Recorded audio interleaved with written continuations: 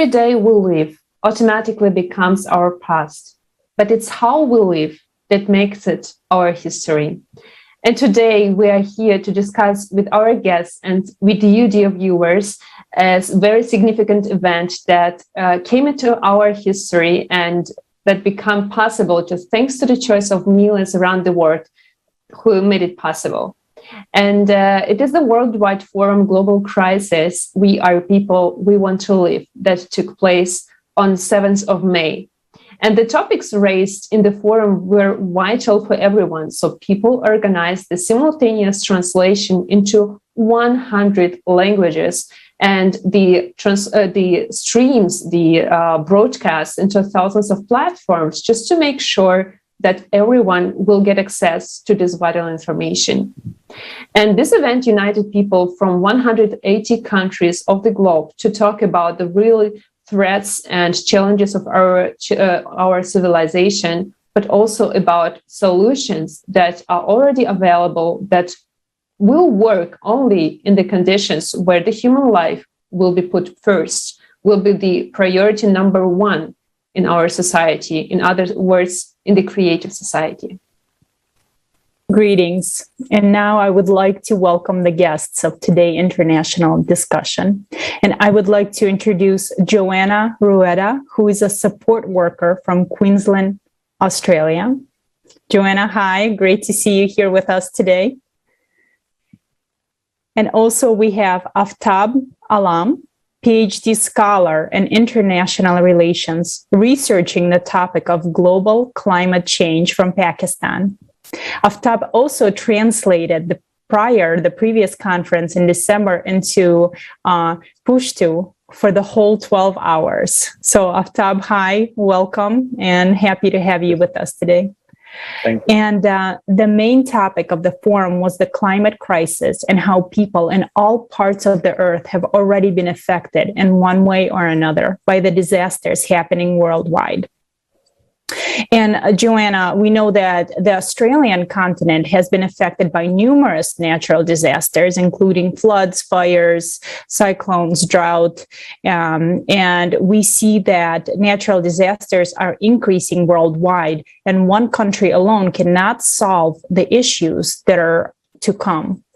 And as an eyewitness, can you please share with us, are people prepared and what can be done? And just please share your views and what happened in Australia in the past few years. For the last 3 months, there has been raining pretty much every day. And these have caused floods, and the state of New South Wales and Queensland have been affected pretty deeply. We have some casualties. A couple of people passed away because of this. A lot of houses got destroyed. There's one little town in New South Wales called Lismore that they got completely flooded. People have to be evacuated, but they didn't really evacuate on time. So some people have to even spend nights in the roof of the house, waiting for people to help for the emergency service to arrive. But they didn't really could cope with this. There was pretty much 2 stays and a lot of people who needed help. And the government didn't act accordingly and on time to actually help these people to get to places that they were saved.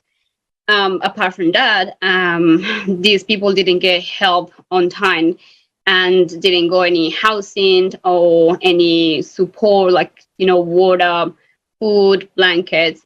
The community actually unite to provide all of this for these people, but they didn't really got the help from the government or the funding that they're supposed to have as a taxpayer. We expected that some of that money it goes to disasters or to the emergency service. That's how they're supposed to be in this country.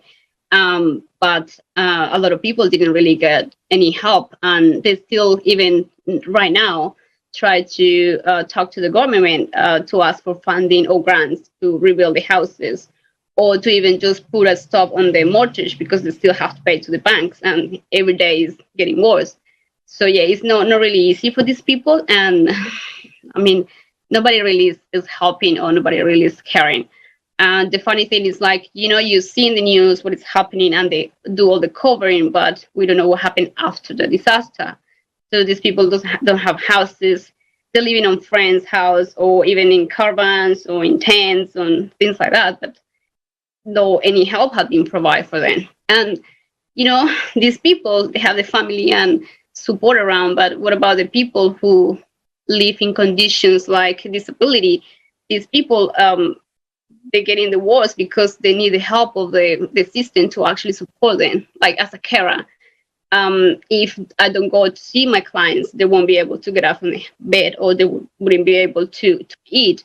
So it's pretty bad.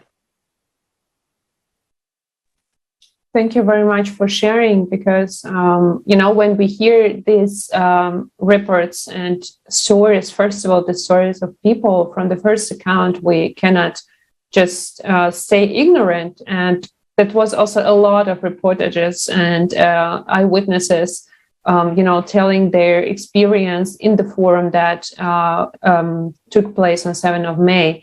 And it's really scary because people just stay along with the problems. And as you said, they even have to pay mortgage, even if there is no house anymore.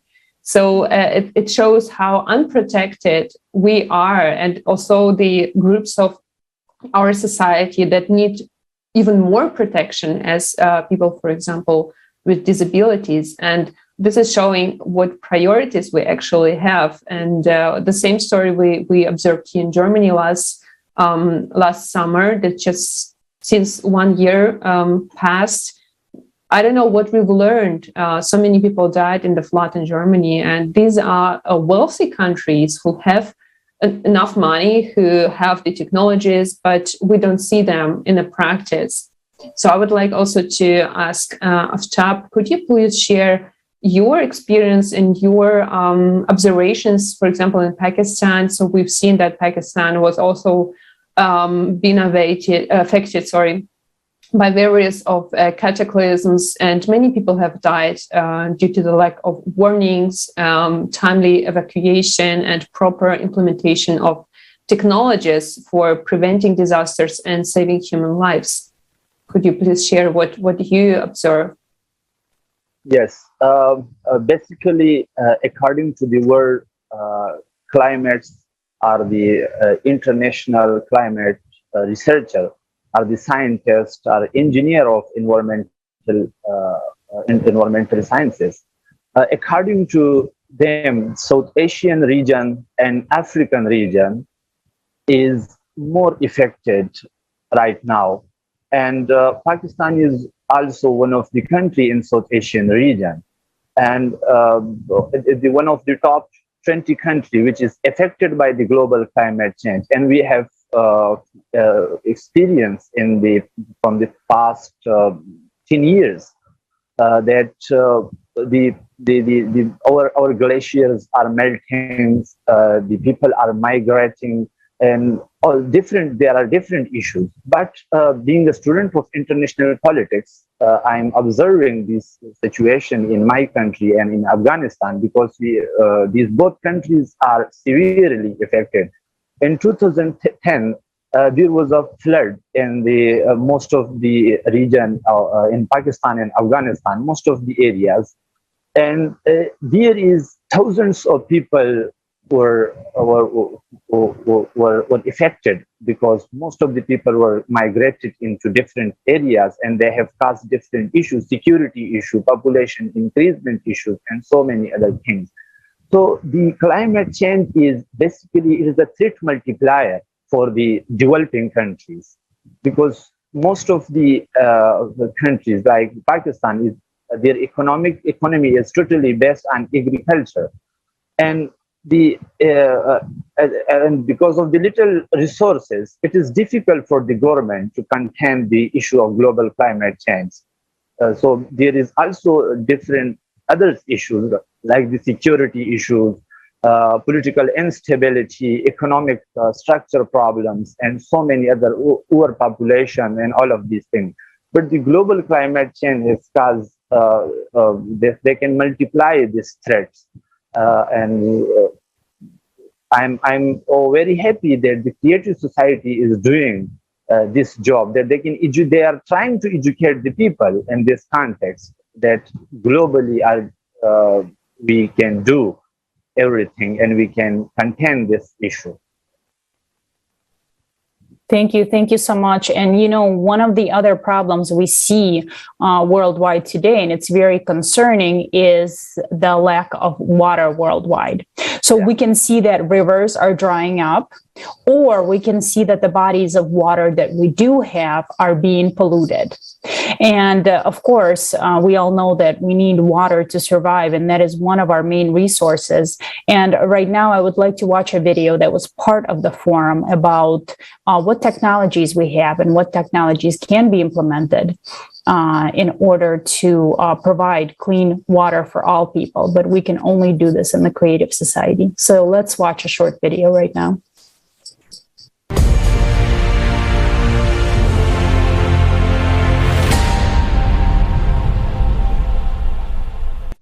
The world is already divided into those who are desperately short of water and those who still have it.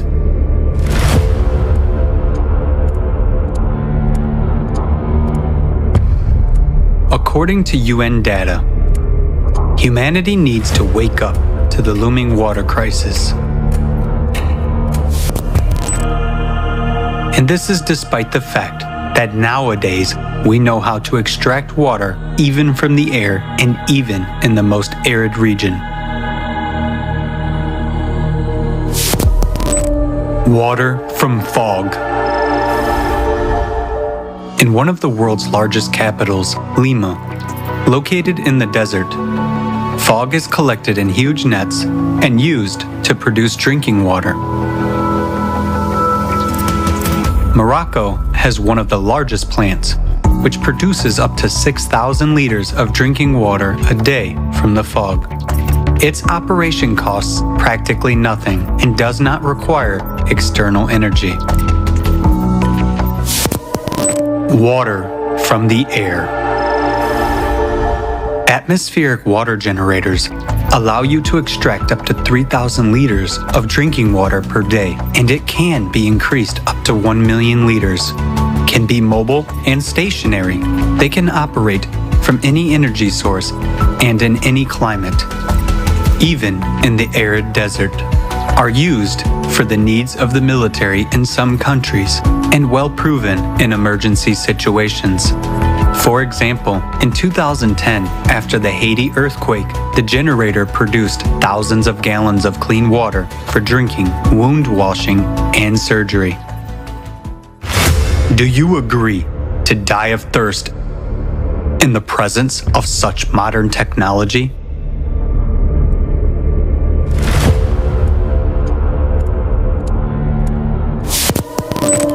Water desalination units. Worldwide, about 16,000 desalination plants purify ocean water from salt and turn it into fresh water. They can produce millions of gallons of fresh water a day and supply 300 million people. Innovative developments already allow desalination plants to be environmentally friendly, work even on the energy of ocean waves, and not to harm the ocean. In the water, they can retain the minerals needed for irrigation of fields and extract minerals from the remaining brine. This is ultimate cynicism and cruelty. When millions of people die of thirst in countries located on the ocean coasts, while such technologies are available. And this is the essence of the consumerist format of the society in which we live. Water retreatment. The technology has passed many tests. The water is safe even for drinking, and its quality exceeds World Health Organization standards. Meanwhile, every 2 minutes, one child dies from a disease related to contaminated water. 2 billion people in the world use drinking water sources that are contaminated with feces. By 2025, half of the world's population will live in areas with water scarcity. In just 3 years, it will be every second person. Actually, we don't have even these 3 years. Due to climate change, the situation on the planet is changing rapidly every day. And trouble comes where no one was expecting it. So, what will you personally choose? To die of thirst? Or to drink fecal water? That's the choice which you have in a consumer society. Nowadays, humanity has all the necessary technologies to provide water to drink for everyone. But in the consumerist format, trillions are spent to kill people, and saving our lives is way too expensive. By our inaction, we support this cruel, dead-end, and absurd format of the consumer society. The format in which these problems will never be solved, because our survival for the consumer society means earnings. Nowadays, profit is more important than our lives, and our deaths are just dry figures. The only way out is to change the format.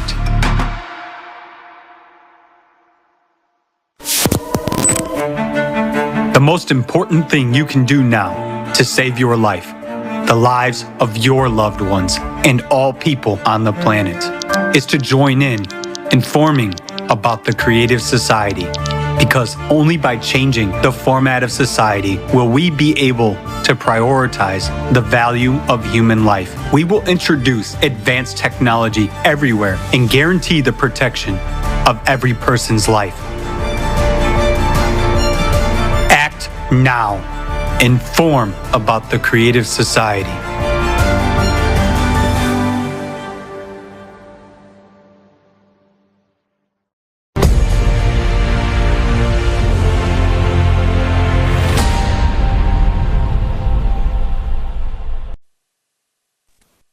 Yeah, this is definitely not the option to die of thirst or due to the contaminated water. So, Aftab, I would like to come back to the topic that you raised before, that melting glaciers really threatening the populations of South Asia who depend on the clean water, but it's getting less and less due to glacier melting. So, yes, we know that this topic is really of big concern for you too. Could you please share what do you observe in Pakistan due to the water crisis, and what do you think needs to be done to implement the technologies that we just saw in this video? Thank you so much. Basically, all the entire lower developing countries, including Pakistan, most of them are agriculture economies. Their economy is totally dependent on agriculture. And if you look towards the crops is directly dependent on the water. So they have an organic relationship between the survival of the people of a particular country, basically particularly the Pakistan, Afghanistan, and the South Asian region. Because our economies, our GDP is dependent upon our agriculture. But if there is no water for the human beings, for the people, for the citizens of Afghanistan, Pakistan, India, and some of the other South Asian regions, so how we can provide water to our agriculture? So it is an alarming and the threat for our economics or political and all of. That's why I'm talking that this is the climate change is a threat multiplier. And if recently the people protested in our big city Lahore, and the people, most of the people rise banners and they protest and they give threats to the government that we are not, that we are going to die because of the water scarcity. So this is a big problem. And the second important thing is that we have no technology to resolve this problem, because the people of the developing countries, they totally depend on the developed world. And the relationship between these developing and developed world is what I'm saying, that this relationship between these two countries is the word is not good. And that's why it is important for the people and also for the government that they can take initiative to resolve these problems.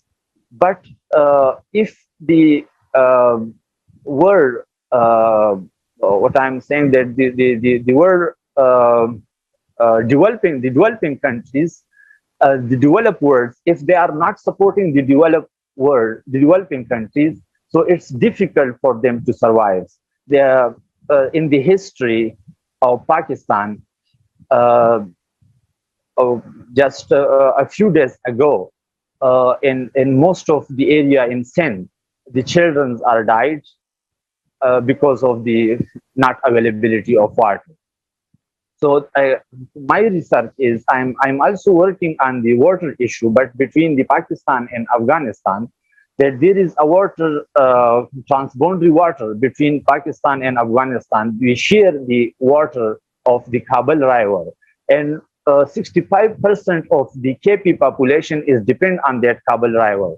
But on the other side, the 55% Afghan people are also depend on that Kabul River water. But if you look towards the ratio of the water flow in Kabul River, it is just right now 20%. So how in the near future the people of both countries will survive? So this is a very important question, and it's a big issue and a threat multiplier.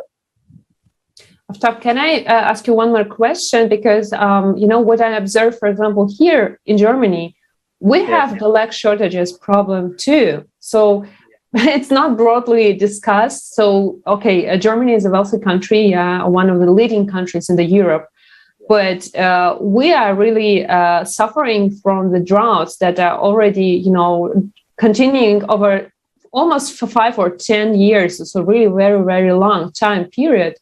But we see nothing has been done just to deal with the problem. So the water shortage is not only the problem of, for example, Southern Asia regions. Yeah. This is the problem of the entire globe. That's why this is one of the global crises. What we observed about now, like what we saw in the video, we have the technologies that are really not expensive, but we see really so little examples where they're really implemented.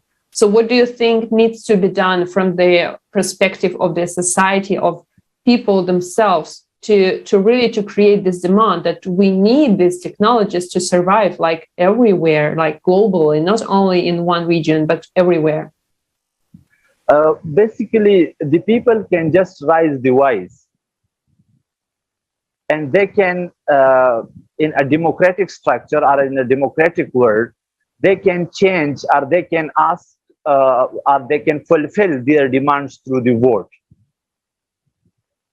through the elections, and they can send the people, those people to the parliament, that they can work and they can make policies for the issues of global climate change. But if we send through our vote, the people like that, our parliamentarian or our Senate members, that they cannot work on these basic needs, but they are working on the industries, and they can work for the promotion of their own self, for the elite class, and so on. So again, it will be, they will also affect. They will also affect because of this issue. But the first and most important thing for we people that we can unite all the people of not only the people of Pakistan, because the people of Pakistan alone can do nothing, but the entire world can unite on that this is our basic need. This is the need that the God gave, this is our right that the God gave us. So one is the fundamental, this is our fundamental rights. Okay, we are human beings and we want to live, and this is our right.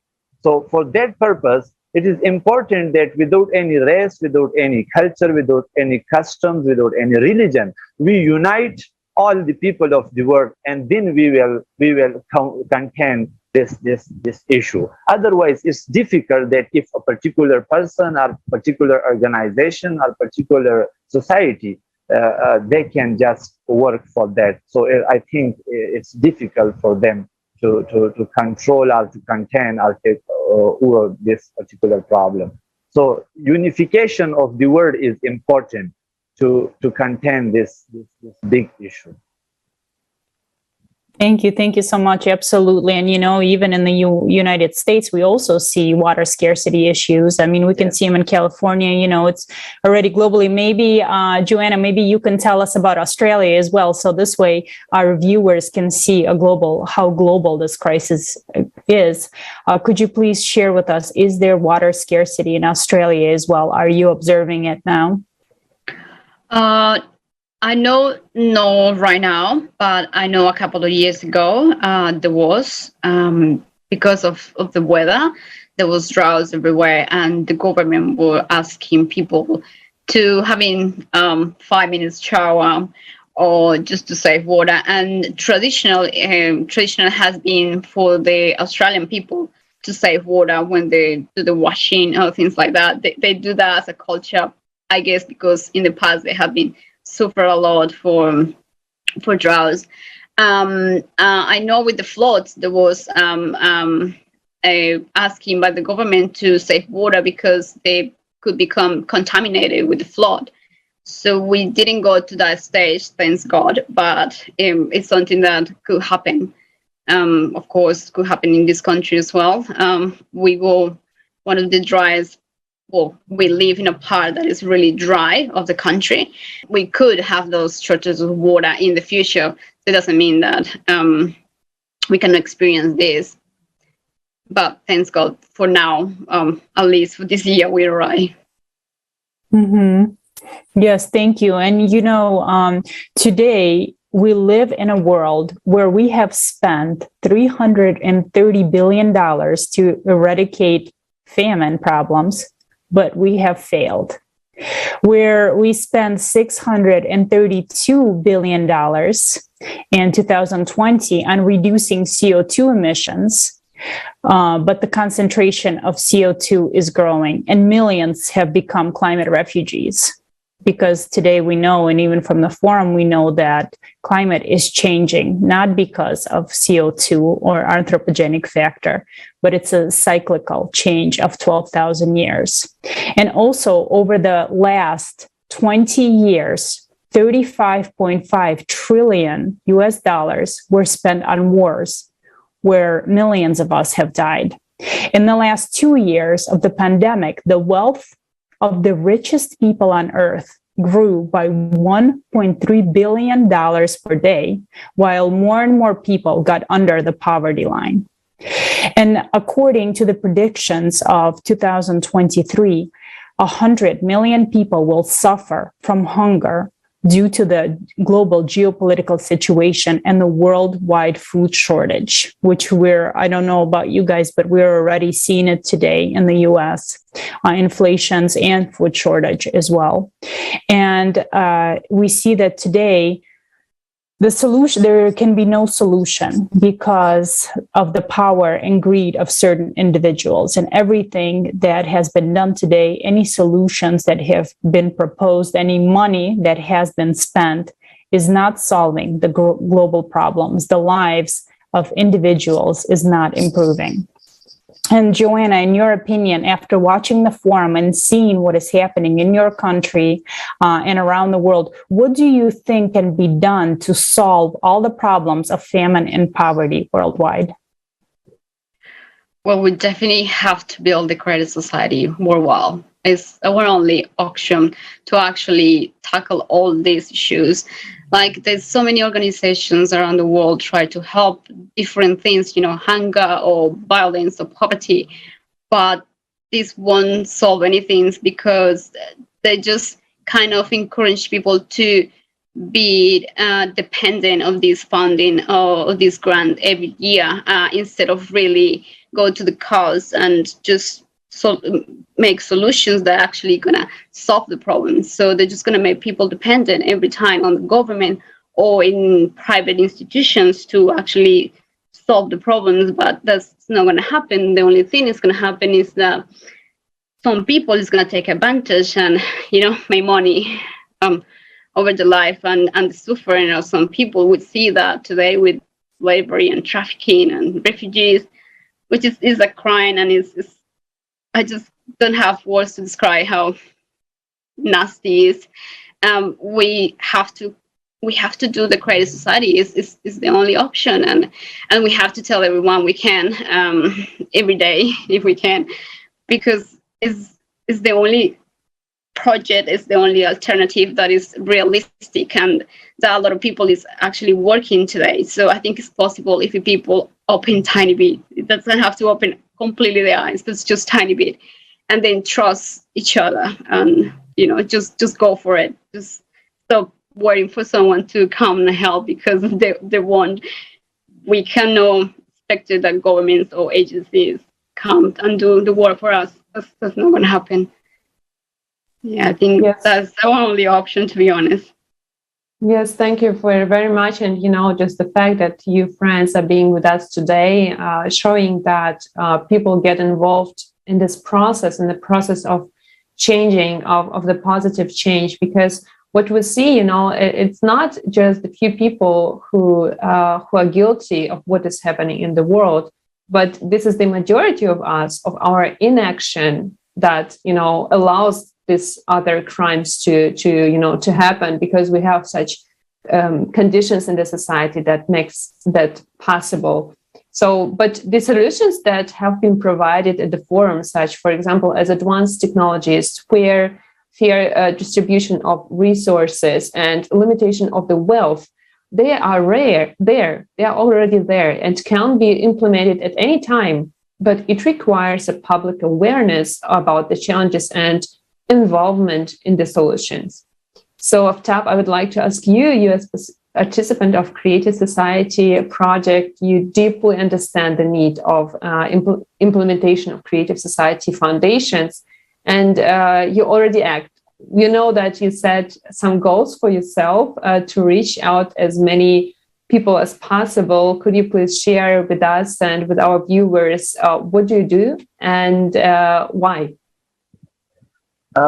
Basically, when I was in Germany, and first time I was listen about this particular society, that there is a society named Creative Society, and the world volunteers are gathered, and they're working for the issue of global climate change. So I'm very happy, and I Google it, and I found the 8 foundations and all of the details. And then I meet different people there in Nuremberg and some other parts of the Germany. Even I visited to Zurich just for this purpose, that to meet the people and tell them that there is a society, the name Creative Society, and the world volunteers are without any religion, caste, and anything. They have just one aim and objective, that we are trying to work for the for the global solution of climate issue. This is not the issue of me. This is not the issue of you. This is the issue of the entire world. This is the issue for our survival. So for that purpose, I will share with you people on different on the page of Creative Society. I have also make a page, a Creative Society Pakistan. I'm also trying to educate the kids and this that because in the near future they become adults, and after that they will be young, and then so we are trying to make a chain like that, that everyone can take the responsibility, that I will educate 4 or 5 people to and I will tell him that how we will survive, what is the cause of global issues, what is the cause of global climate, what is creative society. So if we all take this initiative and we all unite for this purpose, that everyone take their own responsibility, not creative, because creative, we are the creative society, we people are the creative society. So if we take this responsibility, that this is my duty, that I can educate 4 people, and I tell him that what is creative society and what we are doing, and this is the responsibility of that particular person, another person, that you can tell this to the other 5 people, and the other 5 people will tell to the other 5, and this is the way, and we can educate the people on this way, because there is no other solution. The world governments, they are trying to for rising their economies, they are trying to rise their classes. Okay, they don't know about what the people want. Okay, they just know about their own interest. And there is the world is divided into 3 bases: the poor, the elite class, and the middle people. So there is the relationship between these people is exploitative in nature.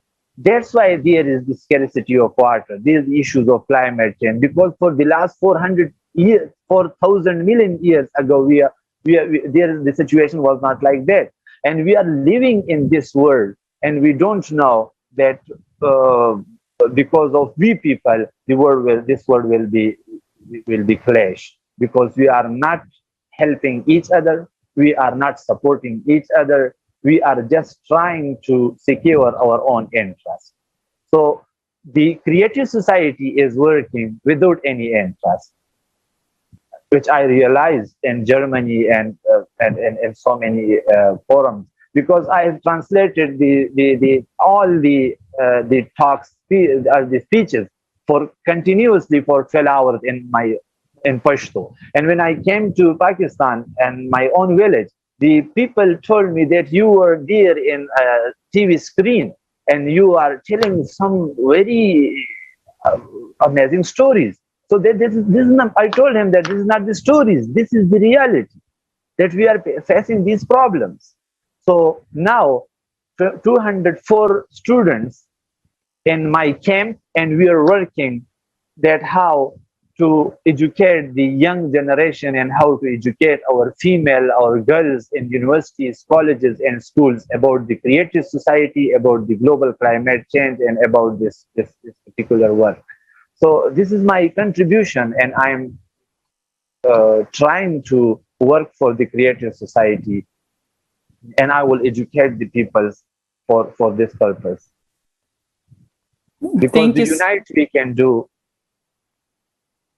You're absolutely correct. United, we can do so much, and that is the only way forward, because creative society is the project of all humanity. It is the only platform that can unite all people in the world in one idea of building a peaceful society, a beautiful world that we all deserve. And we can have it as soon as we inform all the people worldwide, as soon as all the people say yes to the creative society. Most of the people, I would say yes, we can live in a beautiful world. And today already we know, and the forum showed us as well, that we have all the resources, we have all the technology. And with the united potential of all the scientists and all the people in the world, imagine what we can have if we use that potential for the benefit of every person, for your benefit, for the benefit of your family, my family, and all the families in the world. We can have a beautiful world. I would say that we all deserve it, don't we? I mean, why are we living like we are today, in fear? People are fearing what's going to happen tomorrow.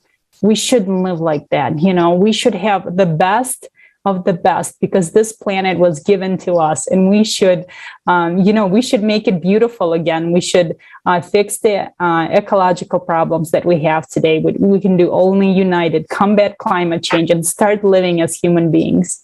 So thank you so much for sharing. And then, Johanna, what, as we're drawing to a close, what thoughts or what questions would you like to leave our viewers with today? Please watch the forum, because we need to be aware in order to change things.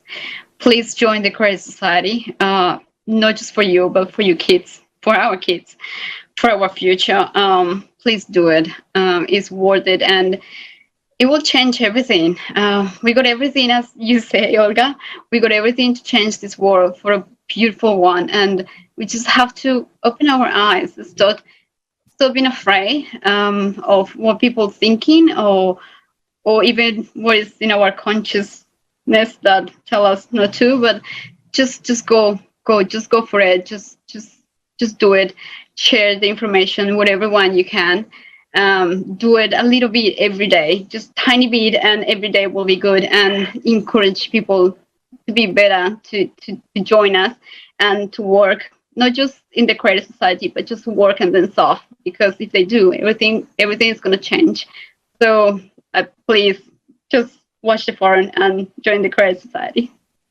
Yes, thank you, Johanna. Thank you, friends, for your insights and your, honest understandings. How much we need each other.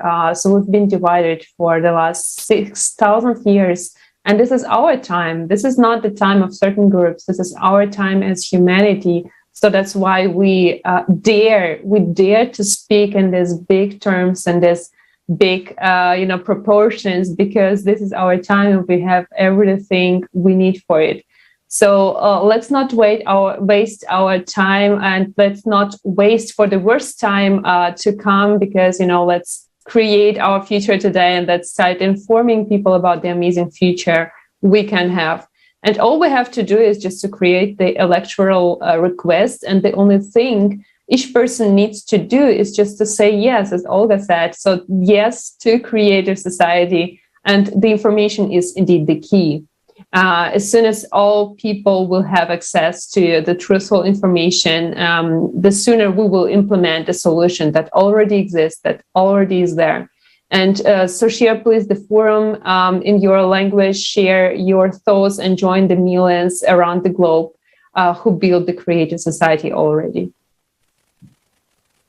Thank you. And also, I would like to thank our guests for joining us today. Thank you, the viewers, for joining us today as well. Also, I would like to remind our viewers that the Creative Society platform is created for the unification of all people worldwide. And be part of it. It's easy to join just by going on the website, creativesociety.com, and pressing the Join Us button. And you can pick the level of participation. If you would like to actively participate and volunteer, you are more than welcome to, or you can just join and say that, yes, I support the Creative Society. And also, if you have watched the international forum, Global Crisis, Where People We Want to Live, and you would like to participate in an international discussion such as this one, the one you're watching right now, please email us at info@creativesociety.com. Thank you so much for joining us today, and until next time.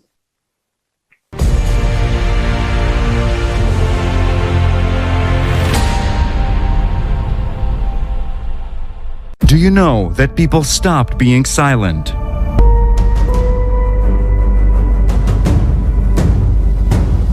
International discussions. The truth is that when it comes to migrations and refugees, it is a business. I saw the market where the children selling out openly. 4 days we were facing the sniper shot us and the bullets above our heads. If we do not address such issues like human trafficking, tomorrow it could be you, tomorrow it could be me.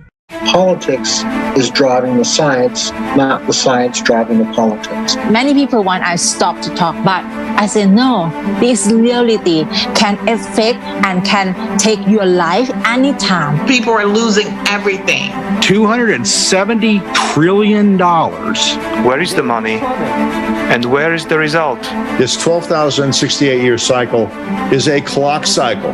All these problems that we're facing right now, you cannot tackle alone.